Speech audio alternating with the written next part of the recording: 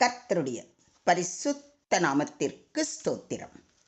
இன்றைய நாளின் தியானத்திற்கென்று தெரிந்து கொள்ளப்பட்ட வேத வசனம் நீதிமொழிகளின் புத்தகம் 5ஆம் அதிகாரம் 21ஆம் வசனம். நீதிமொழிகள் 5:21. மனுஷருடைய வழிகள் கர்த்தரின் கண்களுக்கு முன்பாக இருக்கிறது. அவனுடைய வழிகள் எல்லாவற்றையும் அவர் சீர்தூக்கி பார்க்கிறார். ஆமென். இன்றைய தியான வசனம், நாம் செய்யும் அனைத்தையும் தேவன் காண்கிறார், அவை அவர் கண்களில் மறைந்திருக்க முடியாது என்பதை வலியுறுத்துகிறது. தேவன் மனிதனுடைய செயல்களை, விருப்பங்களை, எண்ணங்களை பரிசோதிக்கிறார். அவருடைய பார்வைக்கு மறைவான சிருஷ்டி ஒன்றும் இல்லை. சகலமும் அவருடைய கண்களுக்கு முன்பாக நிர்வாணமாயும் வெளியரங்கமாயும் இருக்கிறது. அவருக்கே நாம் கணக்கு ஒப்புவிக்க வேண்டும் என்று எபிரேயருக்கு எழுதின நிருபம் 4ஆம் அதிகாரம் 13ஆம் வசனத்தில் வாசிக்கிறோம். தேவன் அனைத்தையும் பார்க்கிறார். ஒளித்து வைக்கப்படுவது எதுவும் இல்லை. நாம் அவருக்கு ஒரு நாள் கணக்கு கொடுக்க வேண்டும் என்பதால் நம்முடைய செயல்களை நன்னடத்தை உடையவையாக வைத்திருக்க வேண்டும். நாம் செய்யும் ஒவ்வொரு காரியத்தையும் அவர் கண்காணித்து கொண்டுதான் இருக்கிறார்.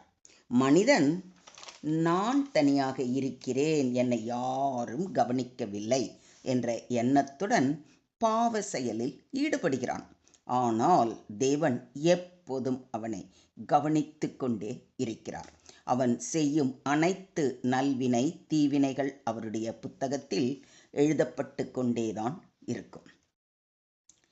கர்த்தரின் கண்கள் எவ்விடத்திலும் இருந்து நல்லோரையும் தீயோரையும் நோக்கி பார்க்கிறது என்று நீதிமொழிகள் 15:3 தெளிவாக கூறப்பட்டுள்ளது.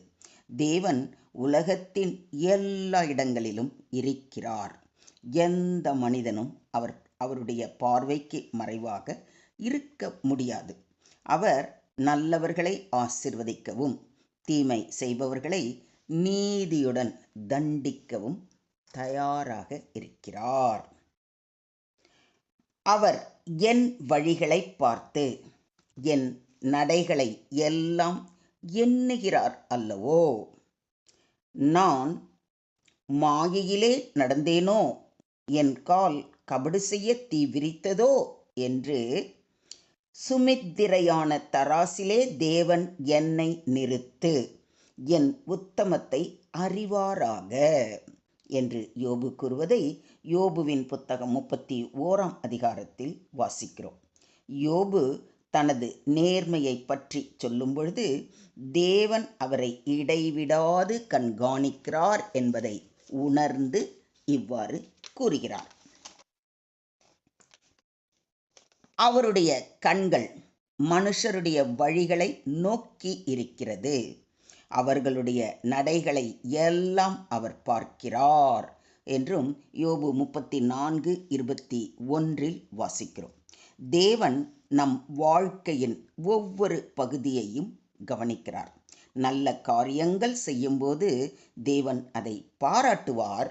தீமை செய்தால் அது ஒரு நாள் வெளிப்படும். இதை விசுவாசிக்கிறீங்களா?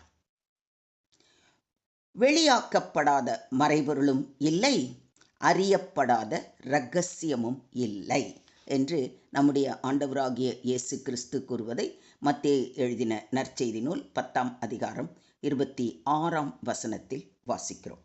மனிதன் எந்த ஒரு செயலையும் கவர்ச்சியுடன் மறைக்க முயன்றாலும் தேவன் ஒரு நாளில் அதை வெளிப்படுத்துவார். அனனியாவும் சப்பீராலும் உங்களுக்கு நல்லா தெரிஞ்ச கேரக்டர்ஸ் தான். அவங்க தங்களுடைய நிலத்தை விற்று பணத்தை சுவிசேஷ ஊழியத்திற்கு அளிக்கிறதுக்கு வந்தாங்க. ஆனால் அதை என்ன பண்ணாங்க? அதில் ஒரு பங்கை வஞ்சித்து வைத்ததை உணர்ந்த பேதுரு அவனை நோக்கி, நிலத்தின் கிரயத்தில் ஒரு பங்கை வஞ்சித்து வைத்து பரிசுத்த ஆவியினிடத்தில் பொய் சொல்லும்படி சாத்தான் உன் இருதயத்தை நிரப்பினது என்ன என்று கேட்பதை அப்போஸ்தலர் 5ஆம் அதிகாரத்தில் வாசித்து அறிகிறோம். நாம் யாருக்கும் தெரியாது என்று எதை நினைத்தாலும் சரி, எதை செய்தாலும் சரி, அது நிச்சயம் தேவனுக்கு தெரியும். மனுஷன் முகத்தை பார்ப்பான், கர்த்தரோ இருதயத்தை பார்க்கிறார் என்று சாமுவேலின் 1ஆம் புத்தகத்திலும், நீதிமானை ஸ்திரப்படுத்துவீராக, நீதி உள்ளவராயிருக்கிற தேவரீர் இருதயங்களையும் உள்ளிந்திரியங்களையும் சோதித்தறிகிறவர் என்பதை சங்கீத புத்தகத்திலும் வாசித்து அறிகிறோம். நாம் வெளிப்படையாக செய்யும் செயல்களை மட்டுமல்ல, இருதயத்திற்குள் நினைக்கும் நல்ல அல்ல பொல்லாத சிந்தனைகள், அது நல்லதாக இருந்தாலும் சரி, பொல்லாத சிந்தனையாக இருந்தாலும் சரி, நம்ம இருதயத்துக்குள்ளே தானே நினைக்கிறோம். அது யாருக்கு தெரியும்னு நினைக்கிறோம் இல்லைங்களா? நிச்சயமாய் அதுவும் தேவனுக்கு தெரியும். அடுத்ததாக, அவர் நீதியான நியாய தீர்ப்பை வழங்குவார். மனிதன் என்ன செய்கிறார்களோ அவற்றை தேவன் சீர்தூக்கி பார்க்கிறார். அநியாயம் செய்கிறவன் தான் செய்த அநியாயத்துக்கேற்ற பலனை அடைவான், பட்சபாதமே இல்லை என்று அப்போஸ்தலனாகிய பவுல் கொலோசியருக்கு எழுதின நிருபம் 3ஆம் அதிகாரம் 25ஆம் வசனத்தில் மிக தெளிவாக குறிப்பிடுகிறார்.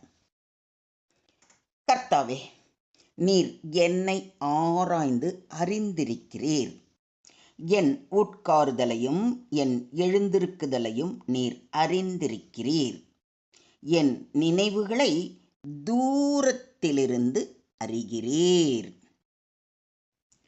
நான் நடந்தாலும் படுத்திருந்தாலும் என்னை சூழ்ந்திருக்கிறீர், என் வழிகள் எல்லாம் உமக்கு தெரியும் என்று சங்கீதக்காரன் தேவனை முழுமையாக விசுவாசித்து பாடுவதை சங்கீதம் 139 வாசிக்கிறோம். தேவன் நம் மனதில் தோன்றும் எண்ணங்களை பற்றியும் நம்மை பற்றியும் அறிந்திருக்கிறார். அவர் நம்முடைய செயல்கள் மட்டுமல்ல, உள்ளார்ந்த மனநிலைகளையும் பார்த்து கொண்டிருக்கிறார். தேவன் தாவீது இருதயத்தை கவனித்ததால் தான் அவரை இஸ்ரவேலின் ராஜாவாக அபிஷேகம் பண்ணினார். இதை விசுவாசிக்கிறீங்களா? மொத்தத்தில் இன்றைய தியான வசனம் மூலம் நாம் கற்றுக்கொள்ளும் பாடம், தேவன் நம்முடைய செயல்களை எல்லாம் அறிந்திருக்கிறார் என்பதை உணர்ந்து நேர்மையாக நடக்க வேண்டும். நம்முடைய ஒவ்வொரு முடிவும் தேவனின் கண்காணிப்பில் இருக்கிறதை நினைவில் கொண்டு நடக்க வேண்டும். தேவன் நீதி உள்ளவராக இருப்பதால் நம்முடைய ஒவ்வொரு செயலுக்கும் அவர் தீர்ப்பு அளிப்பார். தேவன் எங்கு வேண்டுமானாலும் இருக்கிறார், அனைத்தையும் அறிந்திருக்கிறார். அதனால் நம்முடைய செயல்களுக்கு தகுந்த நியாயம் கொடுக்கப்படும். நல்லது செய்தால் தேவன் பரிசளிப்பார், பாவம் செய்தால் அதை அவரிடத்தில் மறைக்க முடியாது, அதற்குரிய தண்டனை நிச்சயமாக உண்டு என்பதை பரிபூரணமாக உணர்ந்தவர்களாய் நம்முடைய சொல், செயல், சிந்தனை எல்லாவற்றிலும் பரிசுத்தத்தை காப்போம்.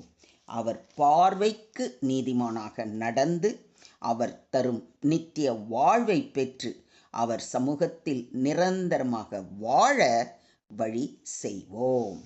தேவனுக்கே மகிமை உண்டாவதாக.